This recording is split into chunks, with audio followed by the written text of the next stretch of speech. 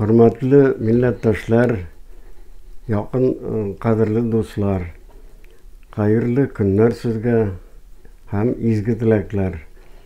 Ben özüm İktisat Fenleri kandidatı, Tataristan'ın at kazangan iktisatçısı,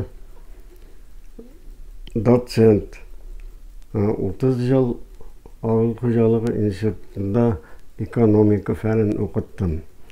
Tataristan'ın Devlet Premiyası laureatı, fen hem teknika ülkesinde Devlet Premiyası laureatı.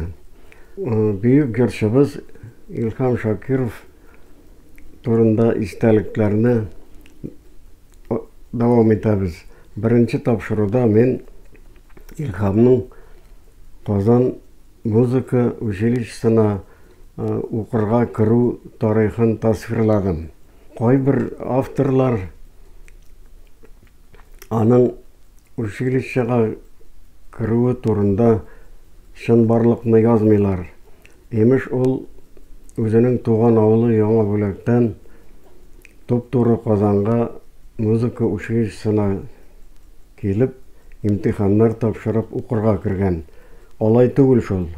Mana İlham'ın özünün söylegenlerin men sizge hazır söylep oturam. Ol müzika училищесinde bek tırışıp solfeggio, müzikal bilimni öğrene hem vokal derslerini alıp bara öğrene. Anda tecrübeli okutuşu Yelena Avrosimova okuta vokal feninden. Avrosimova sonundan onu konservatoriyada da okuta. Men ol vakitte müzika училищесынан yirak tugul Mayakovskiy uramında özümüzün yaktaşımız uram seviruvchi Lutfi Kamal apanın kısan bir bölmeli fatirinde üçüncü insan bulup yaşaydım. Şol fatirni men İlhamga ko'rsatkach biz yaş aralasha başladık. Men İlham yanına baram, ol benim yanıma kele. Hujabika bizni yakты şıray bilen karşı alıp temli aş bilen sıylaydı. Bizga ko'ngilli bulaydı. Ama Hujabika benim isimimni dürüst etip ayta bilmeydi. Mars ornuna ol Marus deb aytaydı.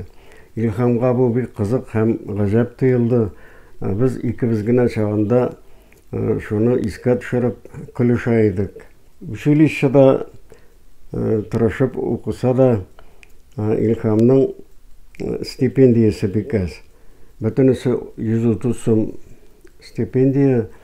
Şol akşadan әлі fatirga da түләргә кирәк. Үйдән бернинди ярдәм юк. İlham bu meselede бик кыен хәлдә иде. Biraz акча эшләү максаты белән ул пристаньга барып, авыр капчыклар күтәреп, ташып, biraz акча юнәлтте. Аннан соң Тинчурин театрында опера һәм балет театры шунда эшләде ул вакытта. Ул масса күренешләрдә катнаша башлады.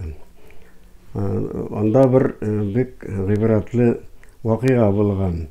Аны борынгы заман сугышчысы итеп киендереп, кулына ыргаклы узун сөлгө туттырып, сөңгө туттырып, башка сугышчылар арасына бастыралар. Ул абайламый кала. Аның сөңгөсенең ыргагы perdege elagib, perde açılganda yukarı menip kite. Sokuşçu kuralsız kala. Ey Marus meni nik açılandılar şunun için dip söylegen İlham. Училище жетекçileri İlham'ı türlü konsertlarda, türlüsüz konsertlarda jırlatalar. Pikrekte soylavlar vaktinde ol bik köp işledi. Konsertlarga ol meni de çakıra. Men başka tamaşaçılar bilen tınlap, kul çabıp oturam. Мына тагын бер бик күңелле вакыйга булды. Ворошилов районы кызлары Илхамның җырлатуларын үтенеп Татарстан радиосына хат язганнар. Илхамны радио студияга чакырып җырлаттылар. Аның җырлавын радиодан Татарстан районнарында ишеткән кешеләр хәзер хат язып, радиога аның тагын җырлавын сорап хат язып җибәрәләр. Аны сирәк булса да радио студияга чакыра башладылар.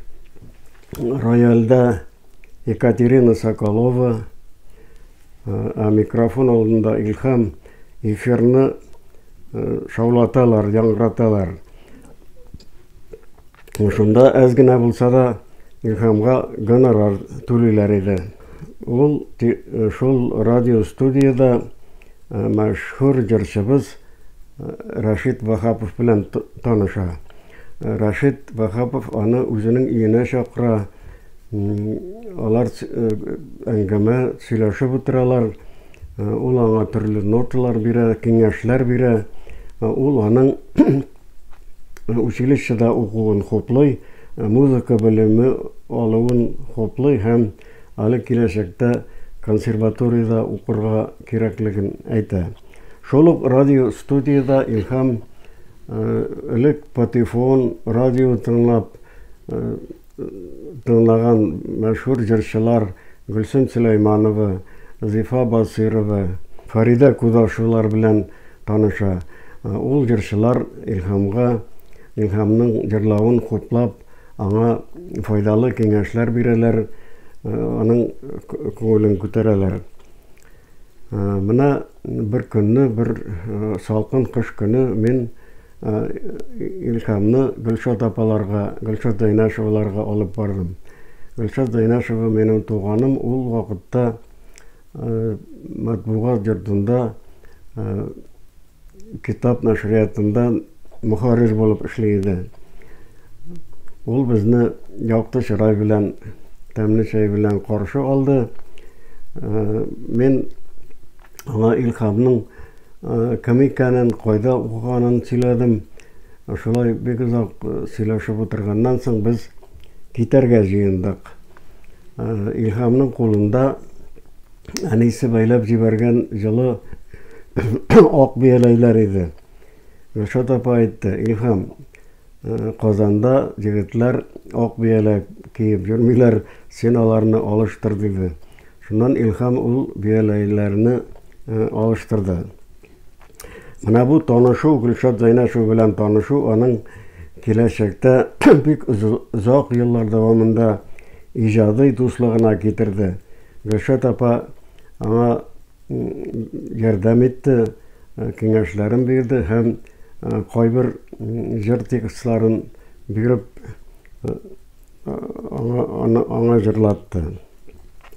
Бер вакыт Илхам янына барсам, ул аның янында хәрби киемнән аңа ошаган бер чибәр җегет утыра. Бу егет армия хезмәтен тәмамлап кайткан Илхамның бер туган абыйсы Кыяметтин икән. Без аның белән таныштык, сөйләштек. Ул Татарстанны, энесен бик сагынып кайткан, Илхамны җырлатты да җырлатты. Аңа армиядан соң зур бер төзелешкә барып эшләргә тәкъдим иткәннәр. Әмма Илхам әйтте: абый, син авылга кайт, хәзер анда ипи бар, ачлык инде чигенде, авылда кал, әни янында кал диде. Кыяметтин аның киңәшен тотып, Яңа Бүләк авылына кайтып, гомер буе шунда колхозда шофер булып эшләде. Аның тавышы бик матур иде, моңлы иде. Алар Илхам белән бергә җырладылар да, Казанга килеп, үзешчән сәнгатьләр концертында катнашты Кыяметтин. Мин аны тыңладым, соңдан күрешеп, сөйләшеп утырдык. Кыяметтиннең бер улы, Флүр исемле улы, мен доцент булып эшләгән авыл хуҗалыгы институтында агроном белгечлеге алып, үзенең авылына кайтты һәм агроном булып эшләде. 1955 елда салкын бер көз көнендә Илһам үзенең яраткан кызы Клара Мустафина янына бара. Клара ул вакытта университет студенты, Ленин урамында геология факультетындагы тулай торакта яши. Алар урамда бераз сөйләшеп йөргәч, Клара аны үзенең бүлмәсенә чакыра. Ул бүлмә бик зур, анда 20 студент кыз көн күрә икән. Клара кызларга Илһамның кем икәнен әйткәч, аңа мөрәҗәгать итә. Илһам, бер җырлады ди. Илһам Карурман дигән җырны җырлап җибәргәч, кызлар сокланып, гаҗәпләнеп, аның җырын тыңлыйлар. Бүлмәгә студентлар кирип тула. Бүлмә тулгач, коридорда җыелып Илһамның җырлавын тыңлыйлар. Шаккатып тыңлыйлар һәм алкышлар, кул чабалар, бик яраталар Илһамның җырлавын. Аннан соң Илһамны чәй эчереп, сыйлап, бераз сөйләшеп, җылы озаталар. Илһам бу барудан бик канәгать булып кайткан иде. 1955 елда Илһам училищены уңышлы тамамлагач, консерваторияга укырга кирде. Консерваторияда аңа вокаль белемен шул ук Елена Абросимова һәм Байрашева бирәләр. Ул анда бик тырышып укый, бераз укыгач концерт бирә, студентларга концерт бирә. Аның концертын бик яраталар, бик шаталар, кул чабып, тыңлап утыралар. Бу концерт турында соңнан безнең мәшһүр җырчыбыз Зилә Сөнгатуллина җылы искә алып үзенең мәкаләсендә язган иде. 1956 елда Илһам мине Зәңгәр шәл спектакленә чакырды. Әйтте, мин анда катнашам диде. Афишаны укыйм, Илһам Шакиров фамилиясе, исеме юк. Ярар, мен келдем, арттагы рәттә партерда тыңлап утырам. Спектакль барышында анда шундый күренеш бар. Урманда качкыннар арасында Булат йөри. Булат Карурман ариясын җырлап җибәрде, Илһам җырлап җибәрде. Тамашачылар шаккатып, гаҗәпләнеп сәхнәгә текәлделәр. Алар бу җырчыны белмиләр, бер-берсеннән сорыйлар, кем ул, нинди артист ул? Шул кадәр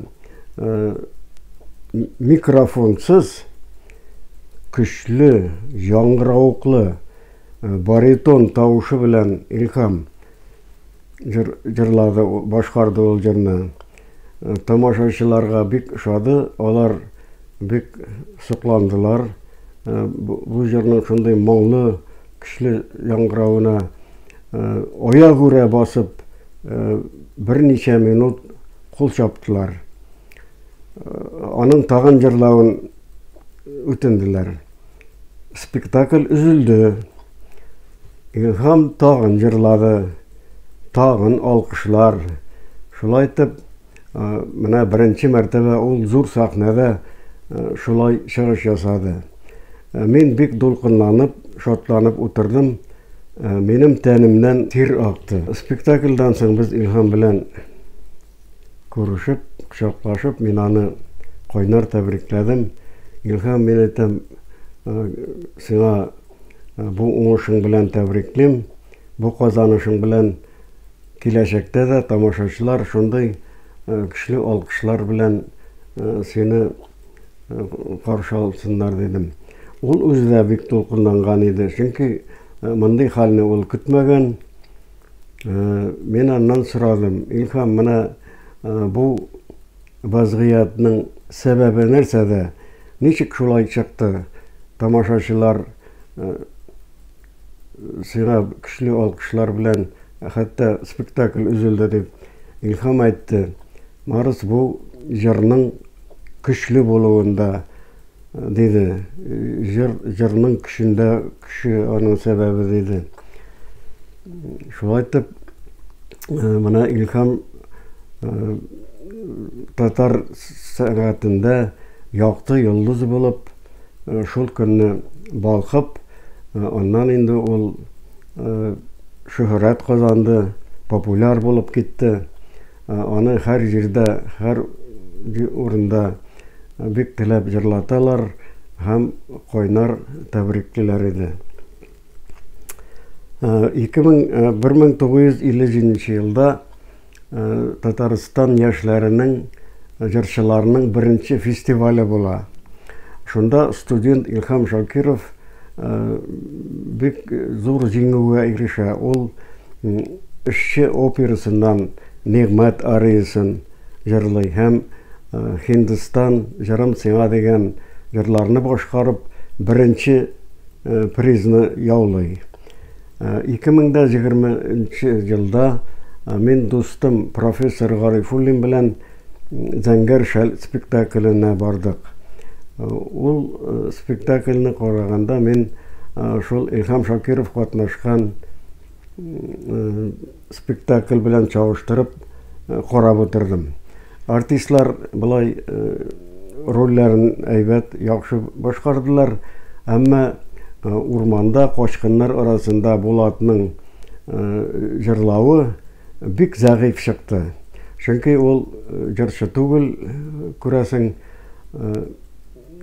jır жаңғырамады. İlham başkargan kebek. Mana menim teatr jetekçilerine kenkaşım var. Şol Bulat Arıysın jırlatırga alıp çakırıgız bir bizning көрнекле jırçыбызны, jırçılar ali İlham Şakirov derecesinde bulmasa da bizning moңlı jırlay turgan jırçılarыбыз var bit. İlham şiber jigit bek aybet okuy konservatoriyada onun bir kız bilen dostlaşıp birge Kazanның tarihi urunlarına, kino, teatrlarga, tabiat kuşağına barası kile. Ol onun yaratkan kızı Kazanda bit. Ol Klara Mustafinaga özünün şın muhabbet yaratığın ayta hem dost bulurga takdim ete. Ama Klara onun takdimin kiri kağa kabul etmeyi. İlham şuna bek aptırады. Ne için Klara onu yaratmağın anlamadı. Көңілі қайтты. Umuman kızlarga qaraşı özgerdi. Endi belgili ol uylanmadı. Klara'nın yazmışına gelsek bek kızganış, oyanış oldu. Üniversitetini tamamlagaç anı Oznakayga jibereler. Ol onda kiyovga çıga, alarның ullары tuğa. Ondan soň ne sebeptendir olar ayrılışalar. Klara ulu bilen Kazanga kayta, Kazanga kile hem telestudiyada işley. Ana bir bölmeli fatir bireler. Ama 1970 yıllarda Klara okuldan şoşa, onun ulu da şol facialı, şol avruga duşar bula. 1958 yılda ben institutunu tamamlap ministerlik yollaması bilen Яңа Юл районы, Яңа Юл дәүләт сортлар сынау участогы мөдире булып эшли башладым.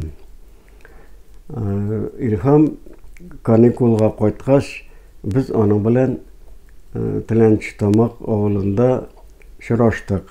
Анда культура йортында концерт карадык. Сөйләштек, кочаклаштык, сөйләштек, хәл белештек. Аннан соң мен аны үземнең авылга кунакка чакырдым. Чөнки мен эшли торган оешма үземнең Искедереш авылында иде. Без атка тарантаска утырып, минем ялгыр ат белән тарантаска утырып, Искедерешкә, безнең авылга, безнең өйгә кайттык.